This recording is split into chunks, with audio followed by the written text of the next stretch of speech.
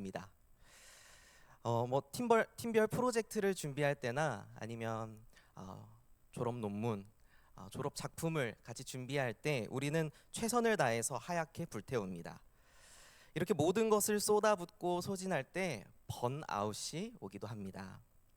그런데 혹시 여러분, 번아웃보다 더 무서운 것이 무엇인지 아시나요? 바로 보람 없는 바쁨입니다.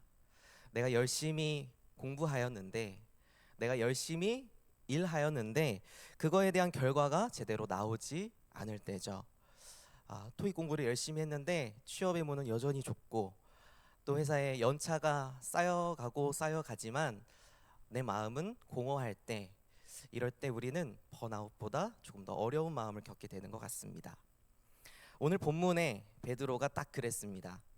그는 전문가였습니다. 갈릴리 호수에서 고기를 잡는 베테랑 어부였습니다. 그런데 그 전문성이 무너진 날 베드로에게 현타가 왔습니다. 그리고 그 아침에 예수께서 베드로를 찾아오셨습니다. 오늘 이 본문의 이야기를 더 깊이 나누길 원합니다. 먼저 우리 5장 1절의 말씀을 함께 읽도록 하겠습니다.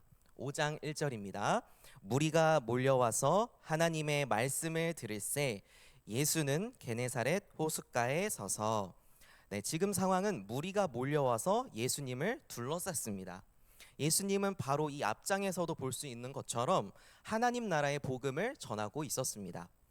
4장 앞장 말씀도 우리 같이 함께 읽겠습니다. 42절에서 43절 말씀입니다. 시작. 날이 밝음에 예수께서 나오사 한적한 곳에 가시니 무리가 찾다가 만나서 자기들에게서 떠나시지 못하게 만류하려 하매, 예수께서 이르시되 내가 다른 동네들에서도 하나님 나라 복음을 전하여야 하리니 나는 이 일을 위해 보내심을 받았노라 하시고. 아멘. 예수님께서는 지금 하나님 말씀을 전하고 다니셨습니다. 이곳저곳 말씀을 전하고 있는데 무리들이 예수님을 둘러싼 것이죠. 여기서 무리는 예수님의 제자들뿐만 아니라 예수님의 소문을 듣고 찾아온 모든 사람들을 가리킵니다. 앞장 4장에 보면 예수님은 귀신 들린 자도 고치시고 또 열병 들린 자도 고치시는 그런 기적을 행하셨습니다. 그래서 4장 37절에 보면 예수의 소문이 그 근처 사방에 퍼져 있다고 말하고 있습니다. 이미 예수님은 그 무리 가운데 존재감을 확실히 드러내고 계셨습니다. 여러분, 만약에 지금 아우름 채플에 배우 박보검 씨가 변우석 씨와 함께 앉아 있다고 생각해 봅시다. 여러분, 어떻게 하시겠습니까? 지금 여기 앉아 계시겠습니까? 네, 아무 말씀 없으시네요. 네, 도리도리. 네. 네, 어쨌든 아마 대강교회는 물론이고 중랑구 모든 서울 시내 모든 사람들이 아우름으로 몰려오지 않을까 싶습니다. 네, 생명의 근원지가 아우름이 될 것 같습니다. 이렇게 자신의 존재감을 확실히 드러내는 배우가 찾아와도 그에게 관심을 모두가 다 가지게 됩니다. 마찬가지로 지금 예수님은 능력 있는 그 말씀을 가르치시며 기적을 보이시는 그 존재감이 확실하신 분이십니다. 예수님은 게네사렛 호숫가, 갈릴리 호숫가죠. 배 두 척이 함께 있는 것을 보시고 그 중에 한 배를 택하여 오르게 되는데 그 배는 시몬 베드로의 배였습니다. 배 위에서 예수님은 더욱더 말씀 가르치시기에 전념하셨습니다. 그렇게 한참을 말씀 전하시더니 고개를 돌려 베드로를 향했습니다. 그리고 말했습니다. 깊은 데로 가서 그물을 내려 고기를 잡으라고요. 베드로에게 이 말은 여러 가지 생각이 들게 했을 것 같습니다. 먼저 2절에 보니 베드로는 그의 동료들과 함께 배에서 나와 그물을 씻고 있었습니다. 이게 무슨 말이냐면요, 영업을 종료했다는 거예요. 여러분, 만약에 카페에 마감 알바를 하는데 우리가 커피 머신을 닦고 있습니다. 커피 머신을 닦고 이제 마감 준비를 하고 스팀 소독을 하고 설거지하고 있습니다. 마감 시간 다 됐는데 갑자기 한 손님이 찾아와서 따뜻한 스팀이 필요한 라떼 한 잔 달라고 주문을 합니다. 여러분 그러면 그 손님에게 라떼 만들어서 주시겠습니까? 아니면 네, 마감했습니다 이렇게 이야기하시겠어요? 네, 내일 오시라고 말씀하겠죠? 네, 베드로도 지금 마찬가지인 거죠. 그물을 씻으면서 하루를 마감하고 있었던 그때 예수님께서 그물을 내리라고 하셨습니다. 그렇게 막 내키지 않는 상황이에요. 또 한 가지 더 크게 걸리는 것이 있습니다. 바로 베드로가 베테랑 어부였다는 사실입니다.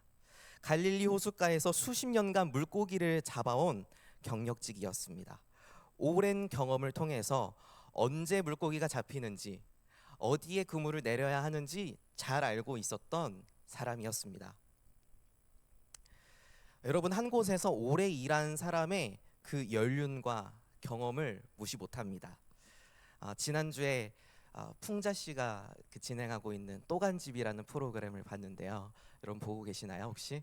네, 맛집 프로그램이에요. 네, 또 간집을 선정해서 같이 맛집을 찾아다니는 건데 그 광주 양동시장 편이 나오더라고요. 그래서 가서 맛집을 하나씩 하나씩 이렇게 찾아다니는데 기본 한 자리에서 30년, 40년, 막 50년 이렇게 같이 그 한 자리에서 같이 장사를 하시는 거예요. 그래서 와 대단하시다 이런 모습을 좀 봤었는데요. 한 자리에서 오랫동안 그렇게 그 맛을 지키며 손맛으로 가게를 지켜온 그 내공은 무시 못하는 것 같습니다. 이런 분들을 뭐 장인, 베테랑 이렇게 부르죠. 베드로도 갈릴리를 주름 잡고 있었던 베테랑 장인이었습니다. 그런데 목수였던 예수님, 물고기라고는 집에서 고기 반찬을 이렇게 구워 드셨을 것 같은 물고기와는 전혀 상관없으신 그 예수님께서 지금 장인 베드로에게 깊은 곳에 물을 던지라고 말씀하는 겁니다. 여러분 솔깃했을까요? 네, 카페 알바를 처음 온 한 알바생이 사장님께 이렇게 이야기하는 것입니다. 사장님, 머신은 조금 빡빡 닦으셔야 아주 그 에스프레소가 잘 나옵니다. 아니면 좀 더 템핑을 꾹 누르셔야 더 맛있는 커피가 나올 수 있어요. 그렇게 하시겠어요? 이렇게 이야기한다면 사장님이 어떤 반응일까요? 예, 제가 그렇게 해야죠. 한번 해보겠습니다. 이렇게 이야기할까요? 그렇지 않다는 거죠. 우리는 베드로가 오랜 어부 생활을 했고 또 이미 작업을 마치고 그물을 싣고 있었기 때문에 그 그물을 깊은 곳에 내리라는 예수님의 말씀이 그렇게 잘 들리지 않았을 것 같습니다. 그럼에도 베드로는 깊은 곳에 그물을 내린다고 합니다. 왜 그랬을까요? 속는 셈 치고 한번 내려봐야겠다. 걸리면 좋은 거고 뭐 아니면 말지 이런 마음이었을까요? 아니면 베드로가 극 F여서 예수님 상처받으실까봐 그냥 거절 못해서 이렇게 그물을 내렸을까요? 우리 5장 5절 말씀을 한번 같이 읽도록 하겠습니다. 5장 5절 말씀입니다. 시몬이 대답하여 이르되 선생님 우리들이 밤이 새도록 수고하였으되 잡은 것이 없지만은 말씀에 의지하여 내가 그물을 내리리이다 하고, 네, 베드로는 지금 말씀에 의지하여서 그물을 내린 것입니다. 뭐 믿져야 본전이다, 속는 셈 치고 내려보지 한 것이 아니라 말씀에 의지하여 그물을 내린 것입니다. 초반에 말씀드렸다시피 베드로는 예수님께서는 지금 계속해서 하나님 나라의 복음을 전하고 계셨습니다. 오늘 본문 속에서도 예수님은 하나님의 말씀을 가르치시는 일을 계속하고 계셨죠. 베드로는 생각했을 겁니다. 예수님은 말씀의 힘과 권위가 있는 분이시구나. 그 말씀으로 귀신 들린 사람도 꾸짖어 고치시고 열병도 꾸짖어 병자를 고치신 거구나. 베드로는 아마 알고 있었을 거예요. 그래서 그 믿음이 있었기 때문에 예수님께서 말씀하셨을 때 그 말씀을 믿음으로 순종할 수 있었습니다. 그 결과 그물이 찢어질 듯한 고기가 잡혔습니다.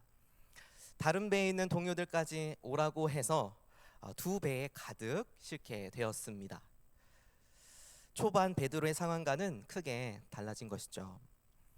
우리는 예수님의 말씀에 믿음으로 순종할 때 전혀 생각하지 못한 일을 경험한다는 것을 오늘 말씀을 통해 알 수 있었습니다. 앞이 훤히 다 보여서 또 결과를 예측할 수 있어서 네 주님 그렇게 할게요 하는 것이 아니라 앞이 보이지 않지만 주님께서 말씀하시면 네 주님, 주님 말씀이니까 그 말씀에 믿음으로 내가 순종하겠습니다. 이 순종의 태도가 필요하다는 것이죠. 우리의 삶 가운데에도 결과를 예측하지 못하는 일들이 많습니다. 이렇게 하면 이렇게 되겠지라고 생각했는데 그렇게 되지 않은 일들이 허다해요. 주님께서 우리에게 물으십니다. 너가 준비하고 있는 그것, 너가 가장 잘 하고 있는, 잘 알고 있는 그 일, 혹시 내가 원하는 방향으로 해볼래? 이렇게 물으신다면 여러분 어떻게 하시겠습니까? 그것이 어떤 일이든 또 주님이 말씀하신 방법대로 시도해 볼 수 있는 그 마음의 믿음에 있냐는 것입니다. 바라기는 주님을 알고 주님을 믿고 따르는 우리 한 명 한 명이 주님께서 말씀하실 때 네 주님 그렇게 해보겠습니다. 순종할 수 있는 믿음을 갖길 원합니다. 그 순종할 수 있는 믿음이 오늘 본문의 첫 포인트입니다. 그런데 이후에 베드로의 태도가 더욱 특이합니다. 여러분, 그물이 찢어질 듯한 고기가 잡혔어요. 그러면 어떻게 반응하는 것이 정상이겠습니까? 네, 먼저 놀라겠죠. 네, 놀라겠죠. 그 다음에 베드로는 이렇게 이야기합니다. 5장 8절 말씀 같이 읽겠습니다. 네, 놀란 베드로가 같이 이렇게 고백합니다. 시몬 베드로가 이를 보고 예수의 무릎 아래에 엎드려 이르되 주여 나를 떠나소서 나는 죄인이소로이다 하니. 네, 보통이라면 어떤 반응이 나올까요? 와, 대박. 예수님 이거 어떻게 하신 거예요? 이거 오늘 물고기 다 제가 팔아서 경매에 넘겨도 되는 거예요? 이렇게 뭐 물을 수도 있을 것 같고요. 조금 더 홀리하게 간다면 와, 역시 주님의 능력은 대단하십니다. 이런 말이 나와야 좀 정상일 것 같아요. 그런데 오늘 이 베드로의 고백, 주여 나를 떠나소서 나는 죄인입니다. 이 고백이 살짝은 생뚱맞은 것 같고 또 조금은 오버하는 것 같고 그런 느낌이 들더라고요. 근데 저는 자신이 죄인이라고 고백하는 이 말이 그냥 나오는 말이 아니라고 생각했습니다. 자신의 죄인됨을 발견한 것이죠. 그것은 바로 주가 주 되심을 깨달을 때 나는 죄인입니다. 연약한 죄인입니다. 고백할 수 있는 것이죠. 이것을 어떻게 더 자세히 알 수 있냐면요. 호칭이 바뀌게 되는데 앞선 5절에서 예수님을 만나기 전, 깊이 만나기 전 베드로가 예수님을 선생님 이렇게 불렀어요. 가르침에 권세가 있는, 권위가 있는 선생님 정도로 그렇게 생각했다는 거예요. 그런데 8절 여기서는 주여, 주여 호칭이 바뀌게 됩니다. 주님을 진짜 만난 이 제자 베드로는 예수님이 인생의 주가 됩니다. 단순히 좋은 말씀 전해주시는 분이 아니라 나의 주님이 되는 거예요. 나의 주. 지금 이 베드로의 고백은 주님을 진짜 만난 주님을 진짜 만난 사람이 할 수 있는 고백인 것 같습니다. 여러분 삶 가운데에서 주님이 주 되심을 고백하십니까? 나의 삶을 인도하시는 주인이 되십니까? 돌아보면 나의 인생 주인이 주님이 아니라 나일 때가 참 많은 것 같아요. 그러나 오늘 말씀을 비추어 볼 때 주님을 믿고 따르는 자는 나의 인생의 주인이 내가 아니라 주님이심을 고백하는 자입니다. 내가 연약한 자임을 고백해야 주님이 더 선명하게 보입니다. 세상은 우리에게 너가 이 세상의 주인이야. 너 할 수 있어. 너 자신을 믿어. 이렇게 이야기합니다. 그런데 우리는 예수님을 믿고 따르는 자죠. 내 인생의 주인이 주님이심을 고백하는 자입니다. 이것이 예수님을 믿고 따르는 자의 두 번째 포인트입니다. 여러분, 내 삶의 주인이 누구시라고요? 네, 주님이요. 네, 이 고백이 우리 한 사람 한 사람의 고백이 되길 원합니다. 그래서 이번 한 주 동안에 우리의 삶 속에서 주님이 나의 주님 되십니다. 주 되심이 더욱더 드러나는 한 주 되길 원합니다. 이렇게 예수님을 주라고 고백한 베드로에게 예수님께서 한 번 더 찾아가셔서 말씀하십니다. 우리 5장 10절 하반절 말씀을 함께 읽도록 하겠습니다. 시작. 예수께서 시몬에게 이르시되 무서워하지 말라. 이제 후로는 내가 사람을 취하리라 하시니. 네, 이제는 사람을 취하는 자가 되라고 하십니다.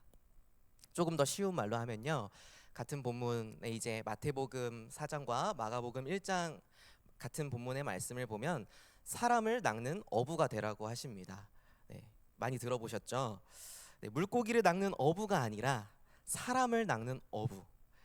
그러니까 사람을 살리고 영혼을 살리는, 그렇게 사람을 섬기는 일을 같이 해보자, 내 동료가 되라, 그렇게 지금 말씀하고 계시는 거예요.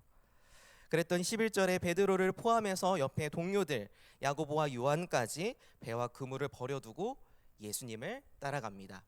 그들의 모든 것을 버려두고 예수를 따르기 시작하는 겁니다. 네, 참 어렵습니다. 이들에게 배와 그물은 이들의 생계 수단이었어요. 자신이 할 수 있는 모든 것이자 삶의 이야기예요, 사실. 그런데 이 모든 것을 버리고 예수를 따랐다는 겁니다. 나는 더 이상 어부 베드로가 아니라 예수를 따르는 제자 베드로야. 나는 예수를 따르는 사람이야. 내 정체성은 세상의 어떤 이름이 아니라 예수의 사람이야. 예수를 따르는 제자라고 이렇게 이야기할 수 있는 겁니다. 삶이 100% 바뀌었어요. 더 큰 가치인 예수님을 발견하니 내가 작게 여겨지는 것입니다. 나의 것이 작게 여겨지는 거예요. 주님이 우선순위가 먼저 되는 것이죠. 네, 여러분을 수식하고 있는 수식어는 무엇입니까? 네, 이 학교에 다니고 있는 홍길동, 이 정도 실력을 갖고 있는 홍길동, 몇십 년 동안 한 자리를 지켜온 홍길동, 이 정도 사역 경험이 있는 홍길동. 여러분, 근데 이런 수식어는 어떠신가요? 예수를 따르는 홍길동, 예수의 제자 홍길동. 아무것도 없어 보일지 모르겠습니다. 그리고 별로 매력적이지 않을 수 있어요. 그런데 가장 값지고 가장 귀한 수식어인 줄로 믿습니다. 예수님을 만나고 예수님을 믿는 자는 예수님을 따르는 제자입니다. 우리 모두는 예수님을 따르는 제자입니다. 자신을 지탱하고 있는 그 수식어 이전에 우리는 예수님의 제자입니다. 이제 베드로와 그의 동료들은 예수를 따르는 제자가 되고 사람을 낚는 어부가 되었습니다. 예수님의 그 오른팔이 되어 하나님 나라를 책임지는 사역을 한 것입니다. 네, 우리 역시 이 땅에서 예수님의 제자로 살아가길 원합니다. 세상에서 예수님의 빛을 당당하게 드러내고 그렇게 살아가는 우리가 되길 원합니다. 특별히 교회의 머리 대신 예수님을 따른다면 교회를 든든히 세워가 주시길 부탁드립니다. 세상 사람들은 교회 공동체를 세워갈 수 없습니다. 왜냐고요? 예수님의 제자가 아니기 때문이에요. 그럼 누가 세워야 할까요? 네, 예수님을 따르는 제자, 우리가 세워야 합니다. 여기 있는 우리 모두는 교회 공동체를 세워가야 하는 책임이 있습니다. 예수님을 따르는 제자로 예수님의 교회를 든든히 세워가는 여러분이 되시길 부탁드립니다. 말씀을 정리합니다. 예수님을 알고 예수님을 믿고 따르는 우리는 이미 예수님의 제자입니다. 우리 모두가요. 그 제자된 우리가 오늘 말씀을 통해서 기억해야 될 것은 첫 번째, 예수님 말씀에 순종함으로 나아가야 한다는 것입니다. 능력의 하나님을 정말 믿는다면 속는 셈 치고 한번 그냥 해보자 라는 그 순종이 아니라 예수님 말씀이라면 그 말씀 내가 믿음으로 순종하겠습니다. 그 말씀에 내가 순종하겠습니다 하는 우리가 되길 원합니다. 두 번째, 내 인생의 주가 주 되심을 고백하는 것입니다. 예수님을 진짜 만나면 주님이 주 되신다는 것을 고백할 수밖에 없습니다. 나는 연약한 죄인입니다. 그렇게 고백하는 것입니다. 세 번째, 모든 것을 버리고 예수를 따르는 제자가 되는 것입니다.